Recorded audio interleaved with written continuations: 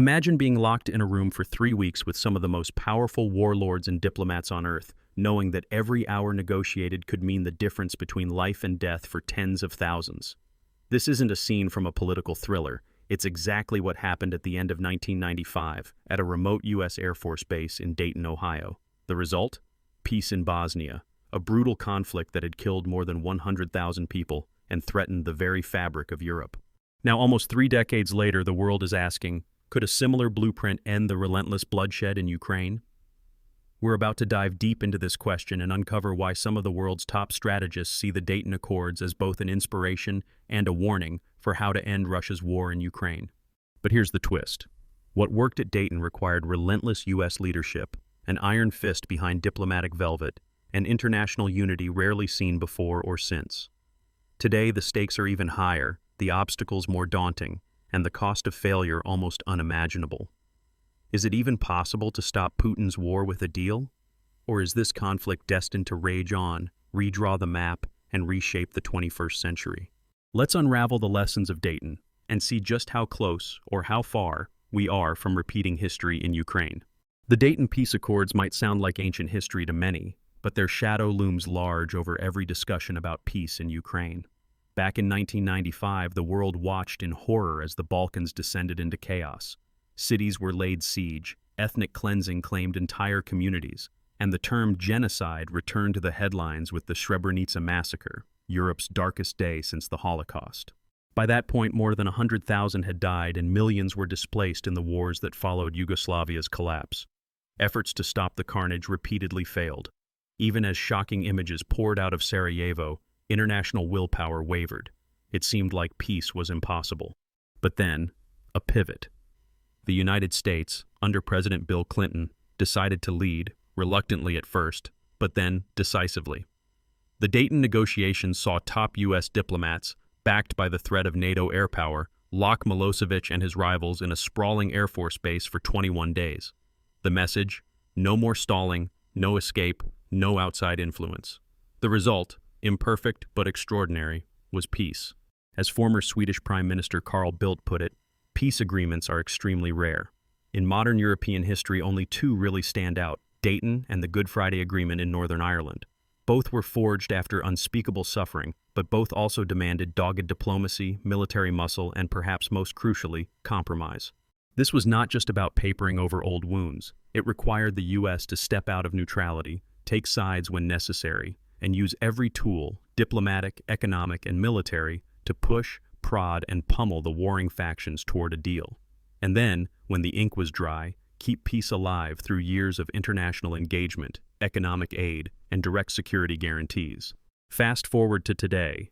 Ukraine's war is entering its 4th year. The destruction is sickening. Over 50,000 civilian casualties, more than 6.3 million refugees scattered across Europe, and entire cities like Mariupol and Bakhmut reduced to ruins. The country's agricultural lifeline is battered, even as its exports fight back to 90% of pre-war levels. And while Ukraine's economy clings to resiliency, posting a surprising 3% GDP growth in early 2025, the costs are colossal. Reconstruction bills that could soar past $411 billion, according to the latest estimates. But the comparisons with Bosnia stop there. Russia is no small Balkan state. It's a nuclear superpower, 200 times larger than Serbia, and armed to the teeth. Ukraine, with its 40 million people and territory the size of France, is itself more than 10 times larger than Bosnia-Herzegovina was in '95. The stakes now are global. Angela Stent of the Brookings Institution frames it clearly. Russia sees Ukraine as existentially linked to its own identity and security. This isn't only about land, it's about history, geopolitics, and the shape of the post-Cold War order. As Keir Giles of Chatham House warns, Russia's objectives in Ukraine extend beyond territorial gains. It seeks to undermine the entire European security order. Since 2022, Europe and the U.S. have thrown everything at the crisis except direct intervention. The EU has committed over $85 billion in aid. NATO has tripled its troop presence across Eastern Europe.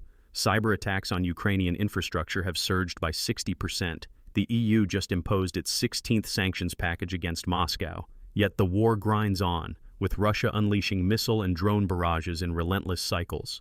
Most chillingly, More and more experts believe Moscow still thinks it can win by simply outlasting Kyiv and its Western supporters.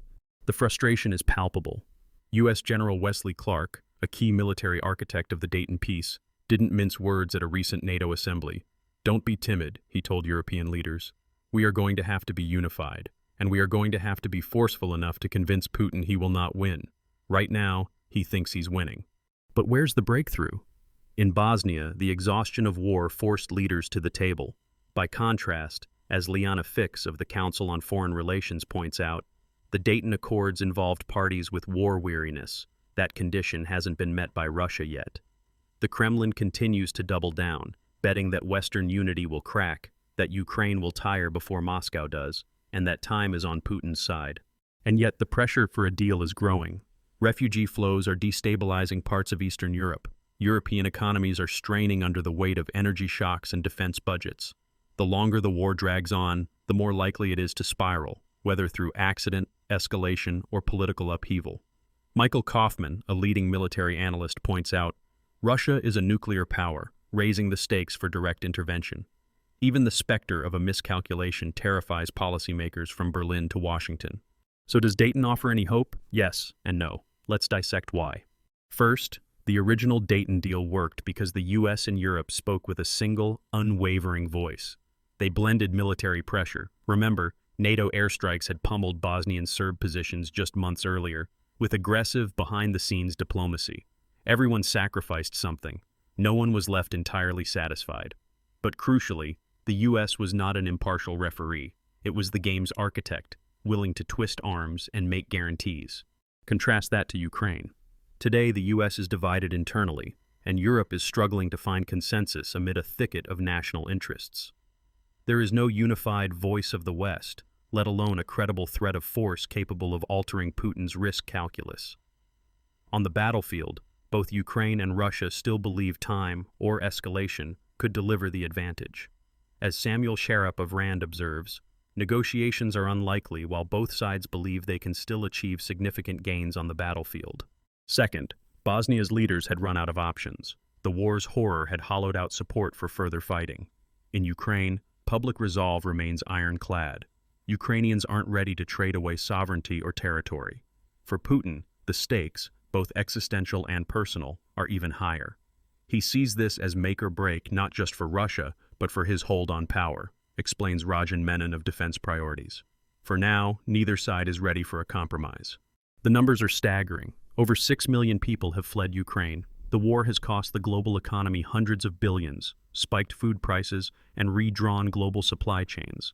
Yet every week, headlines flash new horrors. Drone swarms over Kyiv, power grids hammered again, mass graves uncovered in newly liberated territories.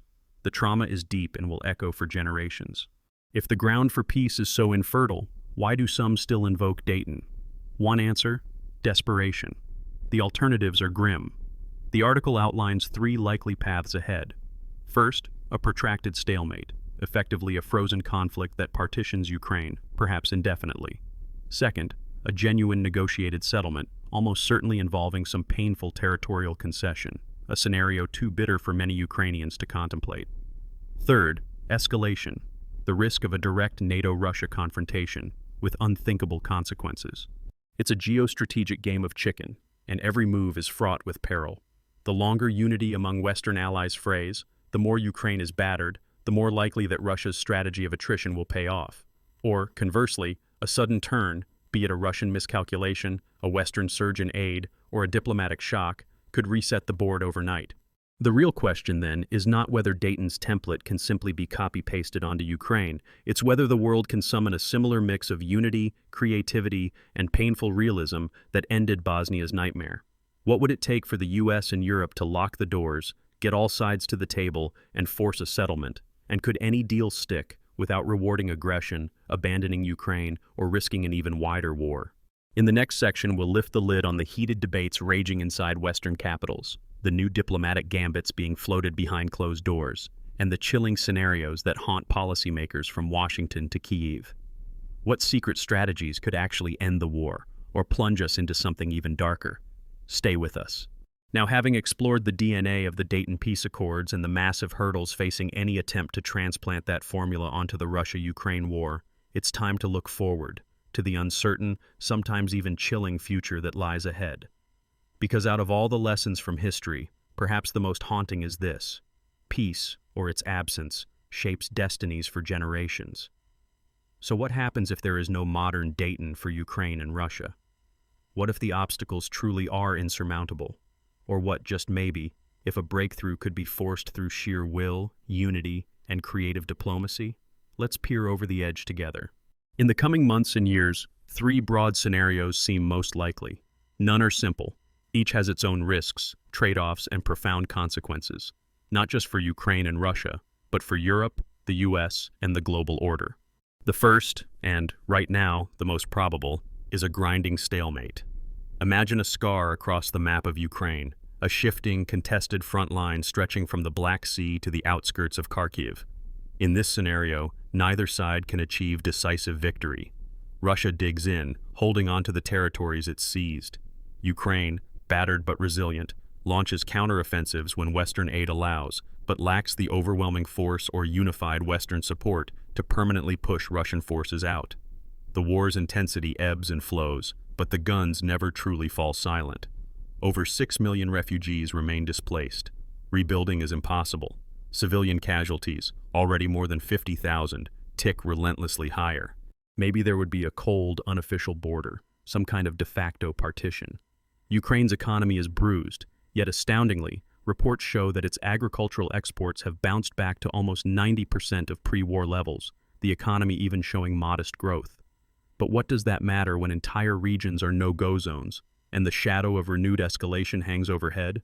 For Russia, this situation might seem sustainable. For Ukraine, it's a slow bleed. For the world, it's become a new Cold War frontier. A second scenario, forced negotiation. Here, the grinding nature of the war, increasing destruction, and Western exhaustion push both sides to the table. The ghosts of Dayton hover over the scene. Maybe the US and Europe, after years of indecision, finally forge a credible, united front, perhaps even threatening more robust military support, or sanctions so severe that Russia's economy strains under the pressure. Ukraine, war-weary but determined, faces dreadful choices. Accept a deal that freezes the front lines, losing territory but gaining peace. Russia, too, has to give up maximalist goals. It gets no official recognition of its conquests and must accept years of sanctions and isolation. Could such a deal hold? Experts are deeply skeptical. Liana Fix from the Council on Foreign Relations points out, the Dayton Accords worked because the parties were exhausted. Russia isn't there yet. And as Samuel Cherop from the Rand Corporation warns, negotiations are unlikely while both sides believe they can still achieve significant gains on the battlefield. But what if, as in Bosnia, a united West finally deploys pressure so intense, a credible threat, a major diplomatic or economic squeeze, that one side's calculation tips overnight? That's how Milosevic caved in 1995, seeing that he had no chance against unified NATO air power. Today, Vladimir Putin is betting that his staying power outlasts the West.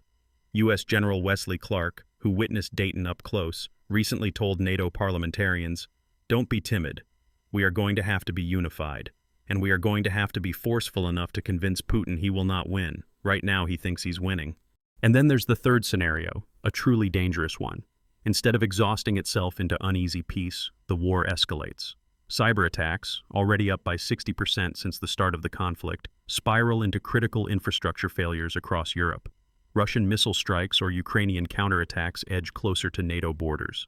One careless incident, perhaps a missile veering off course or a rash political decision, draws NATO directly into the conflict. This is the nightmare scenario, a war between nuclear powers, with all the unpredictable, potentially catastrophic consequences that entails. Here's the stark truth behind these futures. Unlike Bosnia, the Russia-Ukraine war is not just about maps, but about worldviews. As Angela Stent of Brookings puts it, Russia sees Ukraine as existentially linked to its own identity and security. Keir Giles at Chatham House goes even further. Russia's objectives in Ukraine extend beyond territorial gains. It seeks to undermine the entire European security order. If peace means Ukraine must cede sovereignty, or if Russia is forced to accept total defeat before giving in, then neither side has incentive to compromise today. That's why the Dayton model, brilliant as it was, seems almost out of reach, unless, and only unless, the West can bring the kind of unity and credible power that it wielded in 1995. Without that, the war will drag on, or worse, explode. But now comes the crucial part. What, if anything, does this teach us? And what does it mean for you, as a viewer, sitting perhaps thousands of miles away, watching this drama unfold through headlines and breaking news alerts? First, the lesson that peace is possible, but never easy. History proves that even the bitterest of wars can end, sometimes suddenly, when just enough pressure, pain, and creativity is brought to bear. But wishing for peace isn't enough. As Carl Bildt, who lived Dayton from the inside, tells us, peace agreements are extremely rare. There have only been two big ones in modern European history, Dayton and the Good Friday Agreement in Northern Ireland. Both were only possible with overwhelming, disciplined effort by powerful outsiders, and both required relentless compromise, sometimes unpalatable, but ultimately better than endless bloodshed. Second, unity matters. At Dayton, success followed years of failure, caused by disunity, not just between the US and Europe, but inside each government. Today's fractured response to Ukraine, wobbly support from the US, 16 rounds of EU sanctions but still patchwork military aid, falls far short. Only when powerful actors deliver a clear, uniform message is it possible to shift the calculations of a leader like Putin, who, according to experts, is constantly testing the West's resolve. Third, the danger of good enough. There's a temptation, especially among tired publics and cynical politicians, to settle for freezing the conflict, to accept a divided Ukraine for the sake of stability. But history warns us, frozen conflicts rarely stay frozen. Without a real plan for peace building, without economic aid, security guarantees, and long-term engagement, any settlement is just a lull before the next storm. Remember, rebuilding Bosnia cost decades and billions. In Ukraine, reconstruction costs may already top $400 billion, even as cyber attacks, missile strikes, and the risk of renewed fighting loom over each new morning. For you, the viewer, there are practical takeaways here. First, don't underestimate the impact of sustained, unified civic and political engagement. The Ukraine war isn't some faraway tragedy. It's a test of the rules that protect peace everywhere.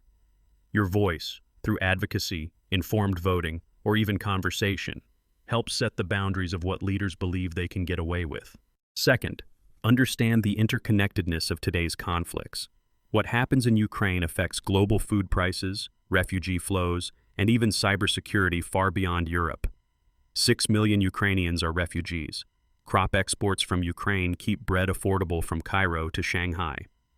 When you hear about Ukraine fatigue or see politicians bicker over aid, remember that the costs of war don't respect borders. And finally, learn to read between the headlines. The headlines want quick victories or dramatic peace deals, but reality is forged from sustained behind-the-scenes work, the kind of relentless diplomacy, credible threats, and yes, even ugly compromise that win real, lasting peace. The Dayton Accords were not the product of one leader's charisma, but of 21 days locked away from the cameras, endless drafts, bruising arguments, and above all, an unbroken will to end the killing. Which brings us to the most pressing question. Can there ever be a modern Dayton for Ukraine? The honest answer is, not until the fundamentals change. Not until the West finds unity and resolve. Not until the combatants themselves are convinced that victory is impossible, and not until someone is willing to pay the political price for peace. That moment might come suddenly, after some dramatic shift on the battlefield or a change in US or Russian leadership, or it may not come for years. But if and when it does, the lessons of Dayton will be waiting. Peace comes not from wishing, but from grinding, united effort, credible power, and the discipline to keep building that peace long after the cameras go home. As of now, the obstacles are daunting, possibly too daunting for a clean copy-paste solution. But history isn't written in advance. Even the impossible can become inevitable when enough people demand it. Here's a secret fact most people don't realize. The Dayton Accords themselves have been criticized for entrenching division and dysfunction in Bosnia, yet without them, the killing would have gone on for years. Imperfect peace is still better than endless war. Perhaps for Ukraine and Russia, the hope is not for a perfect solution, but a relentless pursuit of something better than perpetual horror. So as you close this video, ask yourself, what kind of world do you want to live in? One where conflict is allowed to fester, or one where, however hard and imperfect, peace is built, brick by stubborn brick? Share your thoughts in the comments below. Subscribe for more deep dives into the world's most pressing conflicts, and don't